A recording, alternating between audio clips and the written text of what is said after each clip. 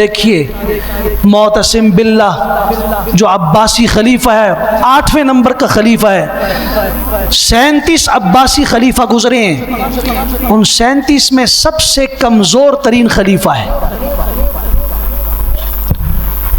ان خلفاء میں ابو جعفر منصور گزرا ہے، مہدی گزرا ہے، ہارون الرشید گزرا ہے، مامون امین گزرے ہیں، بڑے بڑے اصحاب علم گزرے ہیں۔ اس 37 عباسی خلفاء میں سب سے کمزور ترین، سب سے عیش پرستی میں مبتلا، اور سب سے بڑی بات عقیدے کا اتنا کمزور کہ نجومیوں اور فال پرستی پہ یقین رکھنے والا شخص۔ اس کے دربار میں نجومیوں کی لائن لگی ہوتی تھی، عقیدے کا اتنا کمزور مگر ایمان کی رتی تھی، کلمہ پڑھنے والا تھا۔ اسے جب بتایا گیا تخت پہ بیٹھا ہوا عیش و مستی کے اندر، عیش و طرب کے اندر، ایسے میں ایک شخص گھسا پٹا لٹا ہوا گرد و غبار میں اٹا ہوا داخل ہوا، اور اس نے کہا معتصم جی آپ کو عموریہ کی ایک بہن نے پکارا ہے۔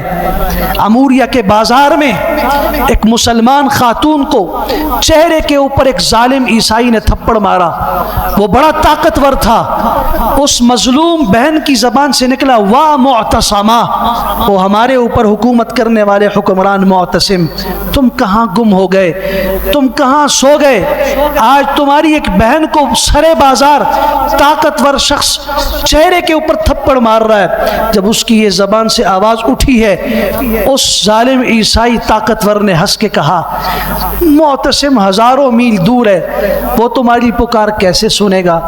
اور اگر اس نے سن لی وہ تمہاری فکر میں یہاں کیسے آئے گا؟ اور اگر آ بھی گیا عموریہ کا شہر مضبوط شہر کیسے فتح کرے گا؟ فتح کر بھی لیا میں بھاگ جاؤں گا، مجھے کیسے پکڑے گا؟ ایک ایک جملے پہ غور کیجئے۔ یہ منظر معتصم نے اپنی آنکھوں کے سامنے نہیں دیکھا۔ آج تو ہم خود غزہ کے مظلوم مسلمانوں کی لاشیں اپنی نظروں کے سامنے دیکھ رہے ہیں، اسکرین پر ہمارے سامنے ہیں۔ کوئی سوشل میڈیا کا کوئی اس کو کھولیں آپ تو ایک سے دوسری پوسٹ ان مظلوم مسلمانوں کی ہے۔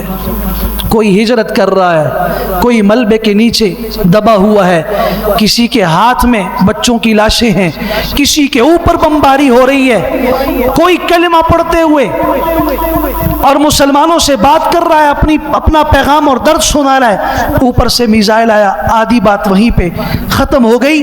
یہ تو آج ہم سن رہے ہیں، خود اپنی نظروں سے دیکھ رہے ہیں۔ معتصم نے منظر نہیں دیکھا، اس مظلوم عورت کی پکار خود کانوں سے نہیں سنی مگر ایک آدمی سے سنی، تخت سے نیچے اترا اور اس نے کہا فوراً تیاری کرو، اور کہا لبیک یا اختی، اے میری بہن میں حاضر ہوں، میں 12,000 کے چتکبرے گھوڑوں کے اوپر سوار ہو کے آؤں گا اور میں دنیا کو بتاؤں گا کہ مسلمان بہن کی عزت کا دفاع کیسے کیا جاتا ہے۔ میں ثابت کروں گا کہ مسلمان راک کا ڈھیر نہیں ہے، فولاد کی چٹان اور دیوار ہے۔ اس کے تاریخی جملے ہیں۔ نیچے اترا، اس نے کہا فوراً تیاری کرو۔ نجومیوں نے کہا حضرت ہمارے علم کے مطابق، حساب کے مطابق ستاروں کی گردش ٹھیک نہیں ہے، اس وقت نکلنا نقصان کا باعث ہے، موضوع نہیں ہے۔ اس نے اس جملے پر کہا نکل جاؤ بے غیرتو یہاں سے، اور آج کے بعد معتصم کے دربار میں کوئی نجومی نہیں آئے گا، نکل جاؤ میرے پاس سے، تم مجھے بزدلی کا درس دے رہے ہو۔ وہ تاریخی جملے اس نے کہے، اس نے کہا ایسا بھی کوئی بے غیرت شخص اور ایسا بھی کوئی بے غیرت مسلمان ہو سکتا ہے، یہ الفاظ اس کے ہیں، ایسا کوئی بے غیرت مسلمان حاکم ہو سکتا ہے جس کی بہن اسے پکارے اور وہ یہ کہہ کر بیٹھ جائے کہ یہ وقت مناسب نہیں ہے، حالات مناسب نہیں ہے، جب سنبھلیں گے تو تب مدد کے لیے آؤں گا، اور وہاں بیٹھ کے آنسو بہائے۔ اسے آنسو بہانے کی اجازت بھی نہیں ہے۔ 12,000 کا لشکر لیا اور اس نے کہا مجھے صرف بتاؤ عموریہ ہے کس طرف؟ رخ بتاؤ، میں خود جاؤں گا، لشکر نہیں بھیجوں گا۔ 12,000 افراد ساتھ لیے، چتکبرے گھوڑوں پہ بٹھایا، اموریہ کا علاقہ فتح کیا۔ صرف گئے نہیں، فتح کیا، اور اس فتح میں بہن کو بلایا۔ وہ کون سی بہن ہے جس کے ساتھ یہ ظلم بازار میں ہوا تھا لاکھوں لوگوں کے مجمع میں؟ جب وہ عورت آئی، اسے کہا گیا کس نے یہ کیا؟ اس شخص کو پکڑ کے لایا گیا اور اس کو کہا گیا اس بہن سے، بتاؤ اللہ کو گواہ بنا کے، ان مجمع کو گواہ بنا کے، تمہارا بھائی معتصم تمہارے کہنے پر بغداد کے شاہی تخت سے اتر کے یہ گرد و غبار کی مٹی اور صحراؤں کی ریت اور بیچ کے مشکلات اپنے سر کے اوپر اٹھا کے پہنچا یا نہیں پہنچا؟ اس بہن نے کہا ہاں میں اس پر گواہی دیتی ہوں، آپ پہنچے۔ لو یہ تمہارے سامنے تمہارا ظالم مجرم کھڑا ہے، اس سے بدلہ لو۔